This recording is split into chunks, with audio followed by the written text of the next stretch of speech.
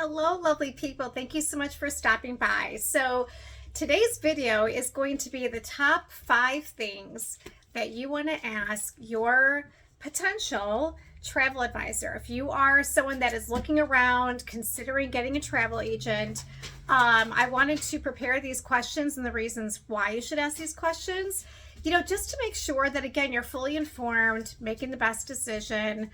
I think in general, whatever decision you make and whoever you go with, you're going to be okay.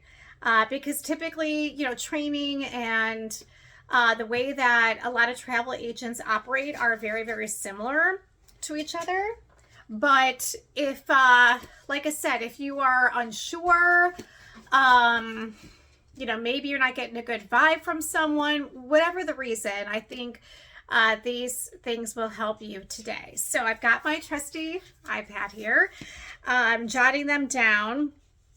Okay, so this is before you even start booking your trip. This is just, hey, I'm looking for potentially working with a travel advisor. Maybe you've never done this before and you're like, what should I ask? I want to make sure I cover all my bases. And, again, a good travel agent, I think, is going to be forthcoming with most of this information. Hopefully they should. But again, just dot your I's, cross your T's. Okay, so let's get started. So question number 1, do you charge a planning fee and exactly what does it cover? So this is a great question. And typically, I believe that most travel agents don't. And the reason for that is because, again, from a commission standpoint, the supplier, whoever you're booking your trip through, covers the cost of the travel agent. So the prices that you get, in case you didn't know, includes a travel agent, because the supplier is basically assuming that this is going to be done through a travel agent. So you're paying for a travel agent whether you choose to work with one or not. Okay, but when a planning fee comes into play, will sometimes be if it's like a ticket only situation with like Universal or Disney. They don't pay commission on anything that's not a package. So you're just like, hey, we're going in for the day, or we already booked a hotel, we just want the tickets. They want to charge a planning fee because of that. So that's number 1. Number 2 would be air tickets. A lot of agents, I know including myself, really don't book air because it does tend to get complicated, especially when you're dealing with, delays and cancellations. And especially like today, I'd be worried if I was a travel agent and booked airfare for my clients. So typically, that is something that they'll charge a planning fee for if you really want help with that. And again, airlines don't pay for travel agents, so that's not even baked into the price or anything. And, honestly, a lot of people have, points and miles that they're booking with and things. So usually a lot of times you'll find clients are fine with booking the airlines, on their own. Okay. So, the reason why you want to ask this question, okay, is because I think a lot of clients do assume that travel agents are free. And on the surface, yes, right, we are, right, because like I said, the supplier covers the cost of travel agents in there. But, if a travel agent is going to be charging a planning fee, hopefully they are upfront about it and they are transparent about it, what it costs and, like I said, what that covers.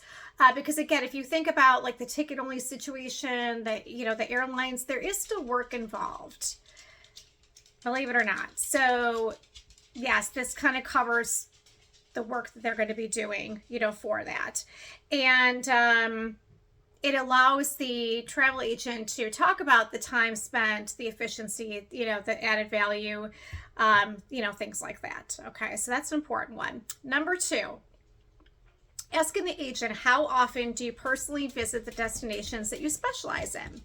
So think about the word specialize. You would think, okay, if you're specializing in that, you have a lot of experience with it. So it kind of is implied, but it's certainly not a bad question if you want to ask, hey, how many times have you been to the Bahamas. How many times have you been to Disney World? I think generally speaking, any Disney or Universal travel agent has been there a lot of times. I think you're going to find that as a resounding, like, you don't need to ask me that question, let me tell you.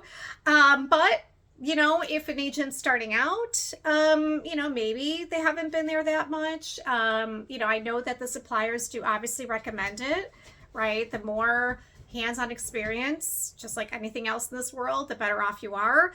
So I know that they would encourage it, but obviously, listen, I mean, another thing you should know is that travel agents, like, we still have to pay to go on all those vacations 90% of the time, okay? I mean, once in a while, there's some, you know, crazy deals that come out because the agency earned, you know, so much or things like that. But generally speaking, it's all covered out of pocket for us as well. So, you know, respectfully, obviously that does get pricey if you go multiple times a year. So, but, you know, you want to have someone who has some recent experience, boots on the ground.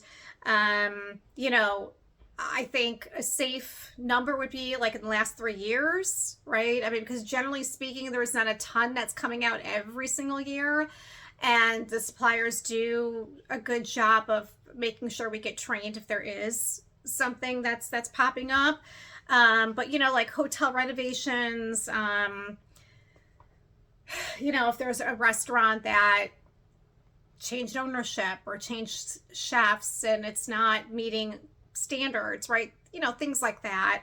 And honestly, if they're in a big enough agency, if they don't know, they could absolutely get you the answer. Because let's face it, we're not dining at all places at all times, right? But there's enough people where it's like you usually know and you hear things. And again, the suppliers are really great about that. Okay, number 3.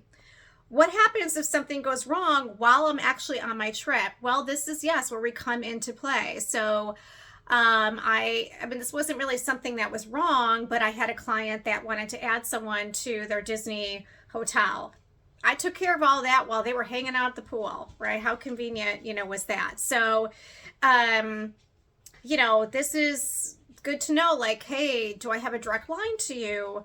And travel agents typically have a different line that they call into with the supplier, so they can usually get answers and troubleshoot a little bit faster. So that is obviously a benefit. And but again, think about that when it comes to like the flights, like I said, with canceling, and you know, that's why, you know, that one isn't usually big on the travel agent's list to do, but now hopefully you can understand why.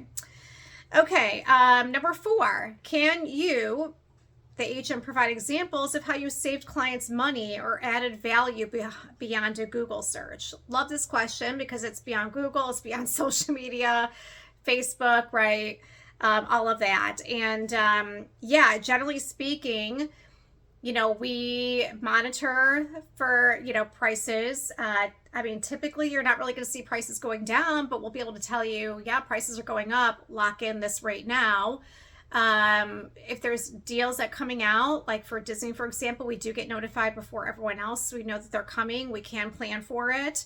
So, yeah, you know, that's kind of the extra magic of being a travel agent. So, even things like room upgrades or, like, especially on a cruise, like knowing where location wise, what's the best location based on your party. And, you know, if you get motion sickness on a cruise, you know, things like that. So, yeah, that's that extra layered value. And then number 5 is, what specific training or certifications do you hold for the brands that you sell? Again, everyone requires training. Everyone gives you a certificate. It's basically, look, you can't sell this until you've been trained. And usually there's an annual training that goes on as well with a brush up, or again, a brand new training if something new is coming out. So yeah, I mean, it proves the commitment, right? Staying on top of, you know, different rules that might be happening, you know, things like that. So, you know, I think, again, that goes back to commitment. I think a lot of travel agents can say, yeah, I love, you know, this cruise ship or this, you know, cruise line. And maybe they've only done it once, but they haven't gone through all the training. I mean, that certainly is possible. But again, generally the supplier and even sometimes the agency specifically will say, like, hey, If you want to sell this, prove that you've done the training, you know, kind of thing. So yeah, I think, yeah, those are our top 5, okay, to ask the travel agent. Next video, I'm going to give you sample questions to ask when you are actually in the midst of booking your vacation. So I hope this was helpful for you. Nicole at dreamstravelconsulting.com, and I'll talk to you soon.